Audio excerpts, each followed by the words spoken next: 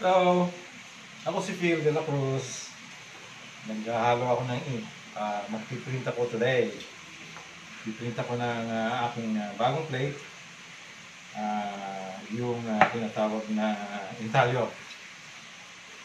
At ang intalyo, isa sa mga intalyo, yung Metsutin, kung saan ako kilala as a printmaker. Laging tanong sa akin, ano ba sir yung Metsutin? Laging tatanong sa akin yung technique, yung process. So ito yon. Ito yung plate ng Metsutin.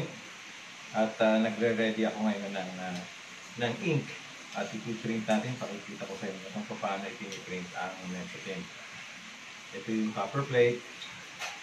Ito yung ink. Ang ink kailangan medyo malambot. Kasi yung Metsutin ay very fine, very smooth yung plate, at yung mga maliliit na dots, maliliit na lines, kailangan malambot lang ang ink. Hindi kamukha ng ibang intalyo print na kailangan medyo malapot ng konti. This time, ang Metsutin kailangan ng oily. Ito ay plastic scraper. Ina-apply natin ngayon yung ink.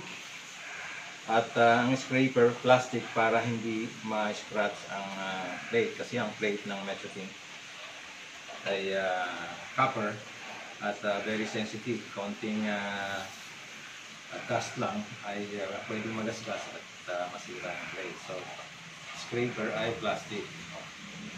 Yan. So, nalagyan na natin ng ink. The next step ay tinatawag na wiping. Inaalis yung excess na ink. This is the messy part ng printmaking. Hindi pwedeng hindi ka mapuno ng tinta. Sabi ng mga iba, oh, sir, bakit hindi na lang maglagay kayo ng gloves para hindi kayo mapuno ng ink? Kailangan kasi nararamdaman mo ng eksakto yung lines at saka yung texture. So with the gloves on, hindi mo siya mararamdaman. Pangalawa, petroleum base ang ink. At yung mga gloves ay hindi pwedeng mabasa ng petrolyo kasi mabubutas din. So useless. At saka hindi mo siya mahahawakan ng maayos yung papel kung mayroong gloves. So yan ngayon, inaalis natin yung excess ink. The idea is alisin yung excess ink. Sabihin, sir, magastos yata yan lalagyan mo na ink tapos buburahin mo ulit. Yan yung process. The idea is to insert, no? Try to squeeze in yung ink doon sa mga crevices para pumasok sa mga butas. So ayan, nagwa-wiping tayo. Wiping meaning pinupunasan yung plate sa ibabaw. Hindi yung bara-bara lang ang pag-wiping. Yung pagpunas dapat alalay kasi yung Metsutin ay very fine ang tonal values na ginawa dyan.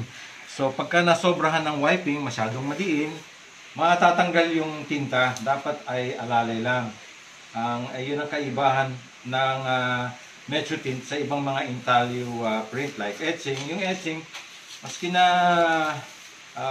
medyo bara-bara ang pagpunas, hindi mo basta makukuha yung excess na ink.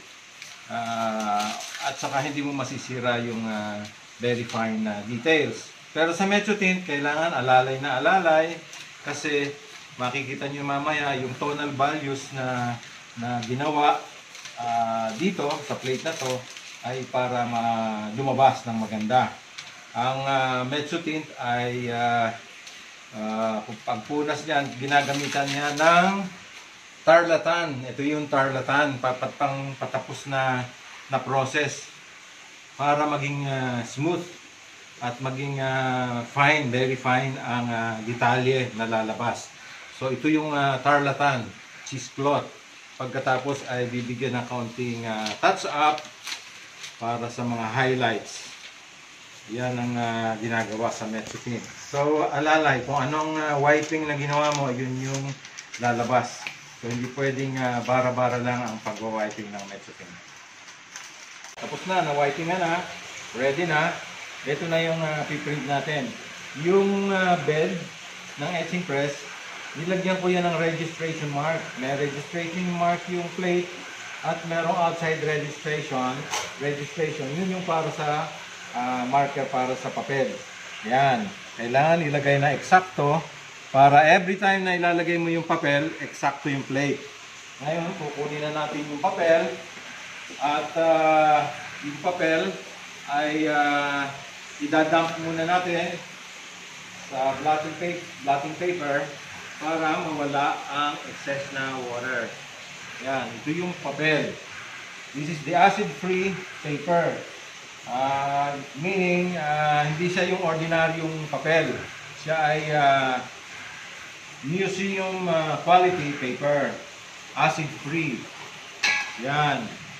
So, bablat natin na ganyan. Alisin yung excess na water. At dadali na natin doon sa press. Kailangan ng tong, ito yung tong, para hindi madumihan ang papel. Kasi ang kamay ko, lalo na nagpiprint mag-isa, ang kamay ko ay mayroon ng ink para hindi mapuno ng ink ang papel. Ito na. Lalagay na natin doon sa registration mark. Yun. To make sure na nandiyan sa registration mark ang papel. Nalagay na natin ang papel. Bababa na natin ang blanket o ang felt.